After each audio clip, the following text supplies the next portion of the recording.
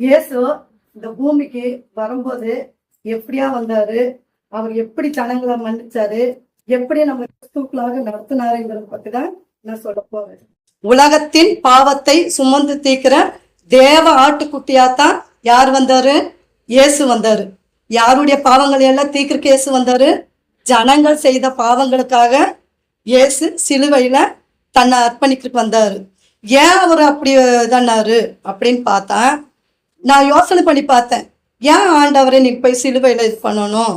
ஏன் நீங்க நல்லது தானே செய்றீங்க, நீங்க சிலுவையில அடிக்கப்படணும், எதுக்காக நீங்க அடிக்கப்படணும்னு யோசனை பண்ணி பார்க்கும்போது தான் ஆண்டவர் நிறுத்தினாரு.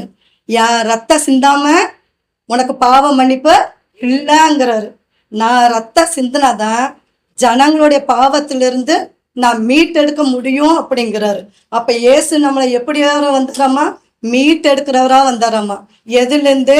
பாவத்திலிருந்து மீட்டெடுக்கிறவரா வந்தாராமா. அப்பொழுது அவரு சிலுவையில பேசுறாரு. சிலுவையில பேசும்போது 7 வார்த்தைகளை குறித்து பேசுறாரு.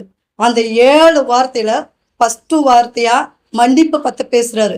அவர் பேசும்போது நான் யோசனை பண்ணேன், ஏன் ஆண்டவரே எனக்கு இப்படி ஒரு வார்த்தையை கொடுத்தீங்க? ஃபர்ஸ்ட் மன்னிப்புங்கிற வார்த்தையை கொடுத்தீங்கல்ல, ஏன் ஆண்டவரே நான் இது எப்படி போய் அவங்களுக்கு தியானிக்கிறது அப்படின்னு சொல்லும்போது, நீ போ, ஆவியானவர் உன்னை நடத்துவாரு அப்படின்னு ஒரு தைரியத்தையும் ஒரு பலத்தையும் கொடுத்தாரு. அப்பதான் சொல்றாரு, அப்பொழுது லூக்கா 23:34, அப்பொழுது இயேசு, பிதாவே இவர்களுக்கு மன்னியும், தாங்கள் செய்கிறது இன்னதென்று அறியாதிருக்கிறார்களே என்றார். இயேசு யாருகிட்ட வந்து அந்த சிலுவையில பாடுபட்டு கொண்டு இருக்கும்போது பிதாவை நோக்கி பேசுறாரு. யாருக்காக பேசுறாரு? ஜனங்களுக்காக பிதாவின் இடத்துல வேண்டுதல் செய்கிறாரு. மன்னிப்பு பத்தி வேண்டுதல் செய்கிறாரு. ஏன்னா ஜனங்கள் அங்க எங்க இருந்தோம்? பாவத்துலதான் இருந்தோம். இயேசுவை பத்தி தெரியாம இருந்தோம், பிதாவை பத்தியும் தெரியாம எப்படியோ ஒரு வழியில போயிட்டு திரிஞ்சுட்டு இது பண்ணிட்டு இருந்தோம். அப்பதான் மன்னிப்புங்கிற ஒரு வார்த்தையை கொடுக்குறாரு. ஏன்னா அந்த மன்னிப்புங்கிற வார்த்தையை கொடுத்தா தான் நாம் இதுல இருந்து வெளியில வர முடியும். மன்னிப்பு இல்லைன்னா நம்ம எங்க கோயில்களுக்கு போனாலும் சரி, எங்க யார்கிட்ட போய் இது பண்ணாலும் சரி, நம்மளுக்கு இதுல ஒரு வழி கிடைக்காது. இயேசு கிட்ட மட்டும்தான் இந்த பாவ மன்னிப்புக்கு ஒரு வழி உண்டு. அப்படி இருக்கும்போது இயேசு ஏன் ஜனங்களை பார்த்து ஜனங்களுக்கு வந்து நல்லதுதான் செய்யறாரு. அந்த அவர் வந்து எல்லாத்தையுமே சுகப்படுத்துறாரு, அவங்களோட பாவங்கள் எல்லாம் மன்னிக்கப்படுறாரு. அப்படிங்கும்போது நீங்க நல்லது தானே செஞ்சீங்க ஆண்டவரே, ஏன் ஜனங்க உங்களை இது பண்ணணும் அப்படிங்கும்போது, ஆதாம் காலத்திலேயே வந்து இது வந்துருச்சு பாவ செயல். அப்ப வந்து ஆதாம் காலத்துல எல்லாம் பாவம் செஞ்சனா அப்பவே தண்டனை கொடுப்பாங்க.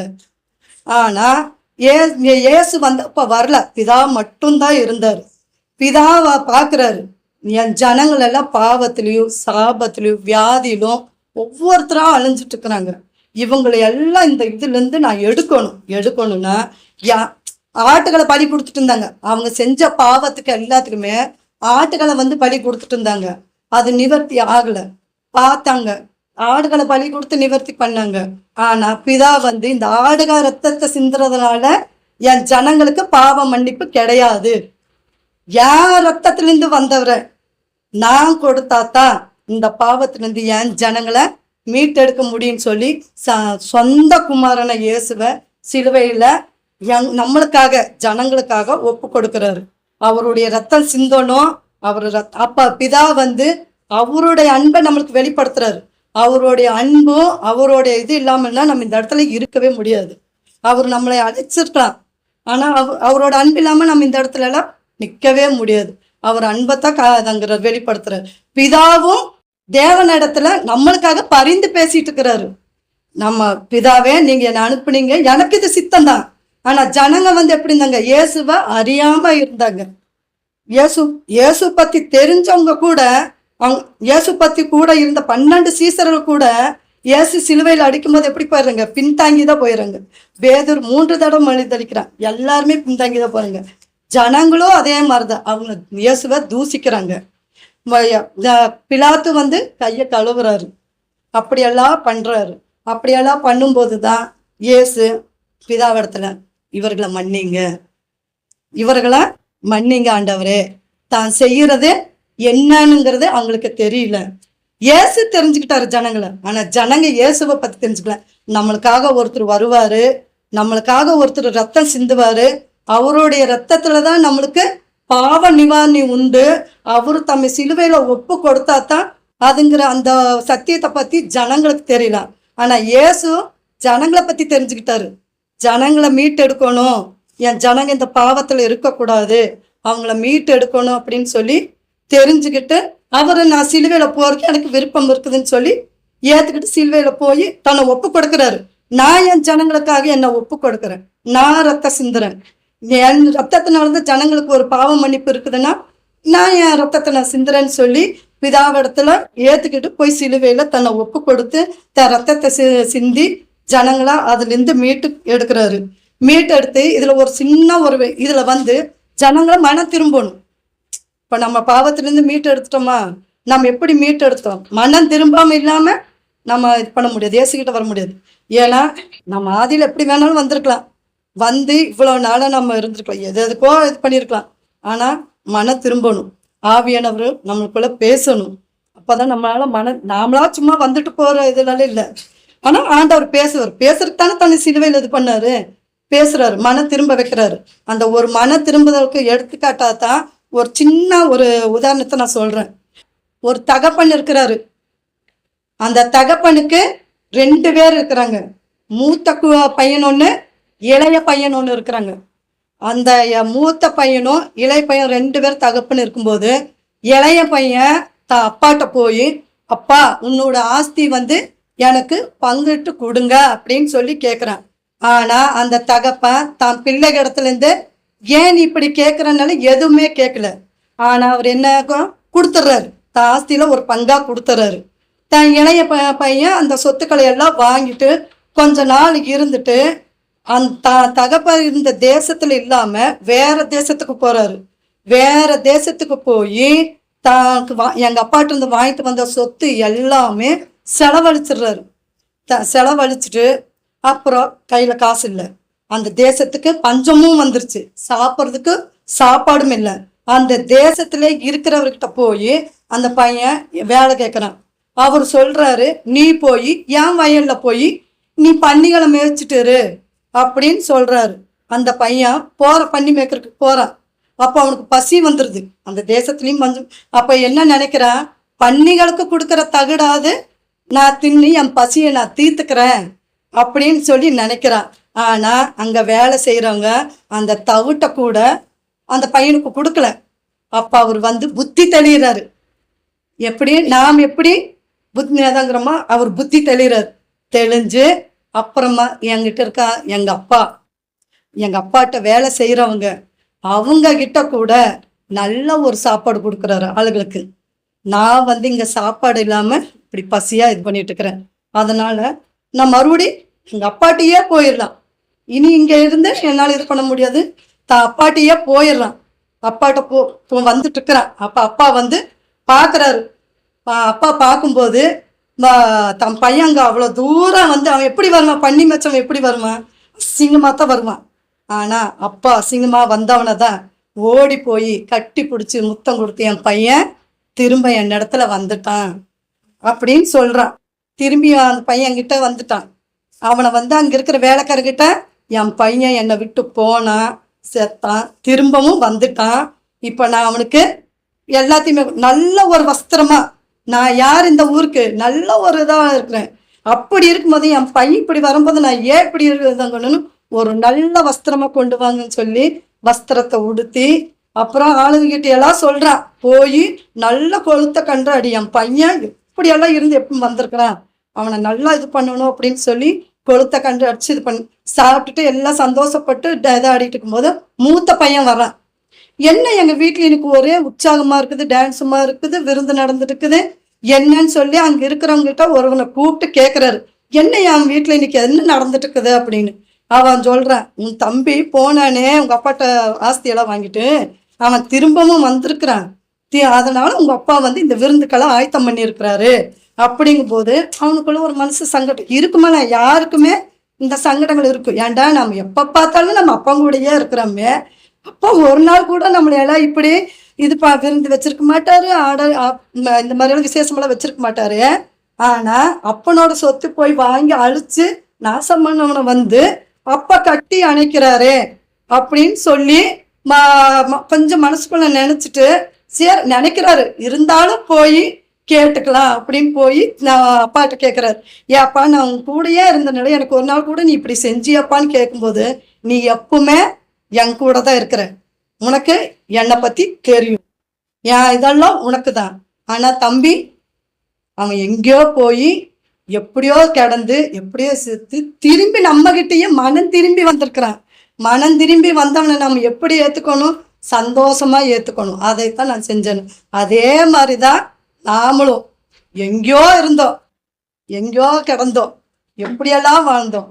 ஆனால் இயேசு நம்மளை பார்த்ததுமே எங்கிட்ட வந்து ஓடி வந்து நம்மளை கட்டி அணைச்சு முத்தம் கொடுத்து நம்மளை அரவணைச்சு, நீ பாவத்தில் இருக்க வேண்டாம், உன் பாவத்துக்காக நான் சிலுவையில் இது இருக்கிறேன், நீ வந்து இனி இந்த இதுக்குள்ள இருக்க வேண்டிய அவசியமே இல்லை, உனக்காக நான் எல்லாமே சிலுவையில். ஏன்னா அவர் என்னை மன்னிச்சிட்டாரு, எங்க அப்பா என்னை ஏத்துக்கிட்டாரு.